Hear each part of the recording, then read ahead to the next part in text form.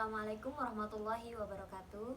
Bismillahirrahmanirrahim. Alhamdulillahirrabbilalamin. Assalatu wassalamu ala asrafil anbiya'i wal mursalin Sayyidina wa nabiyina Muhammadin wa ala alihi washabihi ajmain, amma ba'd. Pertama-tama marilah kita panjatkan puji syukur kita kehadirat Allah Subhanahu wa taala.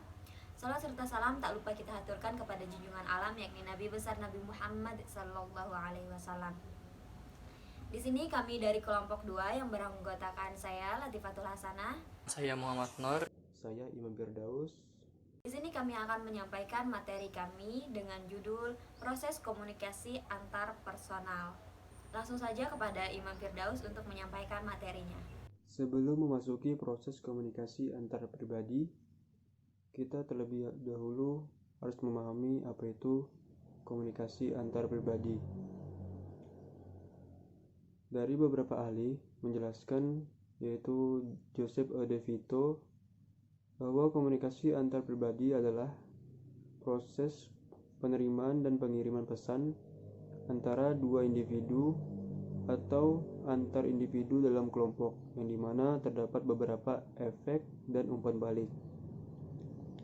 Dan Alfred M. Roger menjelaskan komunikasi antar pribadi merupakan komunikasi antara mulut ke mulut dengan interaksi tatap muka antara beberapa orang pribadi. Dan dari beberapa ahli lainnya menjelaskan hampir sama, karena dalam komunikasi antar pribadi adanya dua orang pribadi ataupun lebih yang sedang berkomunikasi, yang pada akhirnya terdapat umpan balik atau efek yang dapat merubah perilaku atau sikap orang lain. Baik, saya lanjutkan, yaitu proses komunikasi antar personal. Yang pertama yaitu pengiriman pesan. Pesan bisa didefinisikan segala sesuatu yang disampaikan oleh komunikator kepada penerima pesan, dapat berbentuk pesan verbal maupun non-verbal. Yang kedua yaitu simbol atau isyarat. Isyarat dapat berupa tanda yang disepakati untuk maksud tertentu. Nah, bila antara kedua pihak saling memahami makna simbol yang disampaikan atau digunakan, maka proses komunikasi akan berjalan dengan efektif. Yang ketiga yaitu media atau perantara.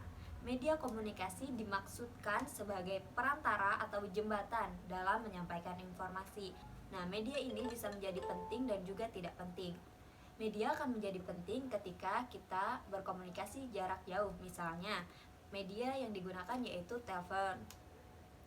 Tetapi bisa menjadi tidak penting ketika kita berkomunikasi secara langsung karena kita tidak memerlukan media ya. Selanjutnya yaitu mengartikan kode atau isyarat. Setelah menerima pesan melalui indera, maka komunikan harus mengartikan kode pesan yang disampaikan oleh komunikator sehingga dapat dimengerti atau dipahami. Jika tadi pengiriman pesan, selanjutnya yaitu penerimaan pesan, yaitu pihak yang menjadi sasaran untuk dikirimkan pesan oleh komunikator tadi ya. Nah, yang terakhir yaitu feedback. Feedback ini tanggapan yang berisi kesan dari penerima pesan dalam bentuk verbal dan juga non-verbal. Ini mengandung pemahaman atas pesan yang disampaikan oleh komunikan tadi ya. Selanjutnya akan membahas mengenai tujuan dan fungsi komunikasi antar personal yang akan disampaikan oleh Muhammad Nur. Tujuan dari komunikasi interpersonal. Yang pertama adalah mengungkapkan perhatian kepada orang lain. Salah satu tujuan komunikasi interpersonal adalah untuk mengungkapkan perhatian kepada orang lain. Yang kedua adalah menemukan diri sendiri. Salah satu tujuan komunikasi interpersonal adalah menemukan personal atau pribadi. Bila kita terlibat dalam pertemuan interpersonal dengan orang lain, maka kita belajar banyak sekali tentang diri kita maupun orang lain. Yang ketiga adalah menemukan dunia luar. Hanya komunikasi interpersonal yang menjadikan kita dapat memahami lebih banyak tentang diri kita dan orang lain yang berkomunikasi dengan kita. Banyak informasi yang kita ketahui datang dari komunikasi interpersonal, meskipun banyak jumlah informasi yang datang kepada kita dari media massa. Hal itu seringkali didiskusikan dan akhirnya dipelajari atau didalami melalui interaksi interpersonal. Yang keempat adalah membangun dan memelihara hubungan yang harmonis. Salah satu keinginan yang orang paling besar adalah membentuk dan memelihara hubungan dengan orang lain. Banyak dari waktu kita pergunakan dalam komunikasi interpersonal, diabadikan untuk membentuk dan menjaga hubungan sosial dengan orang lain. Yang kelima adalah memengaruhi sikap dan tingkah laku. Banyak waktu kita pergunakan untuk mengubah sikap dan tingkah laku orang lain dengan pertemuan interpersonal.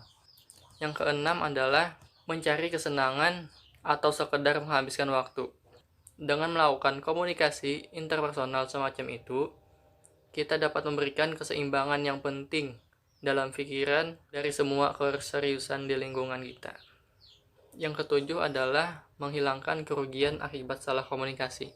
Komunikasi interpersonal dapat menghilangkan salah komunikasi atau miscommunication dan salah interpretasi misinterpretation yang terjadi antar sumber dan penerima. Yang kedelapan adalah memberikan bantuan, counseling.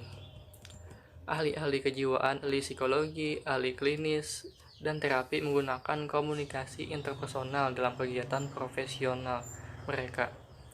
Untuk mengarahkan kliennya, kita semua juga berfungsi membantu orang lain dalam interaksi interpersonal kita sehari-hari.